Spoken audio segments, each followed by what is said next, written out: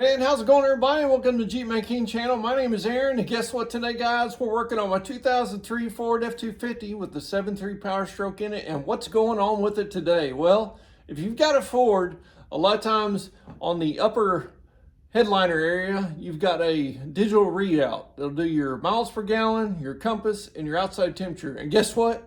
They all have had problems. So guess what? That's what we're working on today, and I'm going to show you what I did to fix that. So let's go. All right, so inside the truck, your little digital display readout is right up here, and mine's missing, right? Yep, you're right. And here's my bezel. I took my bezel off, and inside that little green screen there is where your little digital readout is. And I've already got it pulled out of there because, well, just wasn't going to bore you with all the information on that. But anyhow, this simply just pops out. It's got 4 little retainers here and here, here and here. You just basically pull straight down on it. This comes out. And then you've got a couple T-head screws that hold in your little digital readout. And then also you've got your little plug and play right there. And now let me go show you where it's at. All right, guys. So I sent mine out for repair, and there's a lot of different choices that you can go. And I chose one off of eBay, and it was like 28 bucks, something like that. You can ship it to them, and then they'll repair it and send it back to you, and it's free shipping coming back from them. But I had to pay $11 and some change to ship it to them. And David Ruberg is the guy's name, speedometer repair guy. And I got him off of eBay. There's a lot of others on there. I'm just showing you this guy because, well, that's where I sent mine. So your choice on that. But I think it's listed under GM speedometer repair something on eBay. But I think everything I got in it, my shipping cost to get it to him, and then the purchase of the repair, I think was right at like 40 bucks. So not too bad. So I got this back, and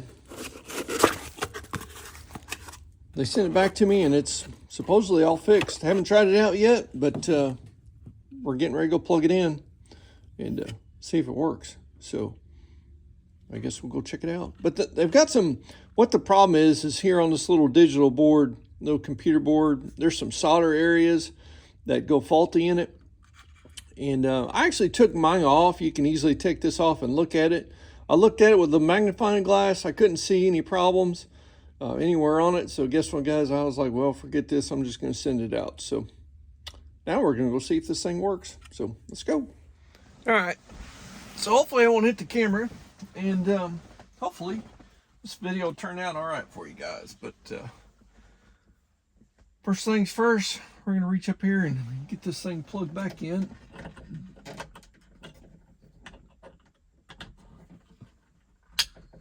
And if I'm not mistaken, I believe in the ad it was like I think a lifetime warranty on it. So I guess we'll see on that. If this the all right, let me go grab my glasses. I'll be right back.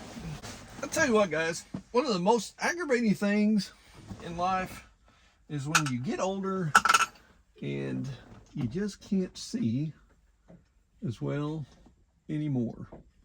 That is frustrating. So if you haven't got to that age, well, you don't know really what I'm talking about. But if you are at that age and you understand what I'm saying, well, guess what?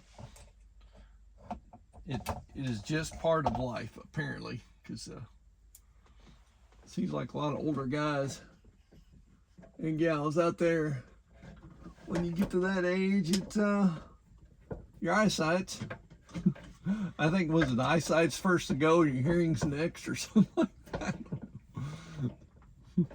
Anyhow, it's part of getting older, I guess.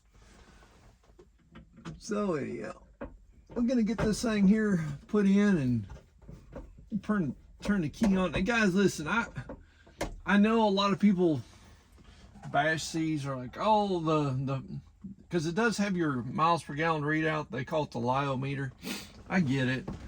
on these older vehicles, you know, it was something that they had as an option, and you know, back in the day it was kind of cool, I guess. And yeah, they're not very accurate, I'll be honest with you.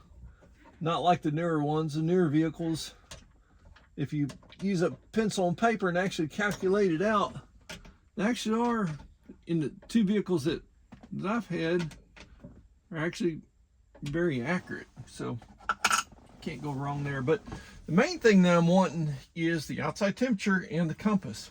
I really like the compass, especially if you're out riding the back roads and don't know exactly where you're at. The compass comes in handy, at least you know which direction you're going, and also the outside temperature, which I like too. So here we go, guys. I'm going to turn the key on and see what happens. It may or may not work. Hey, it does work. And it works. Very good. Let's go through the modes on this. 78. I'm on just above quarter of a tank of fuel. This is 78 miles.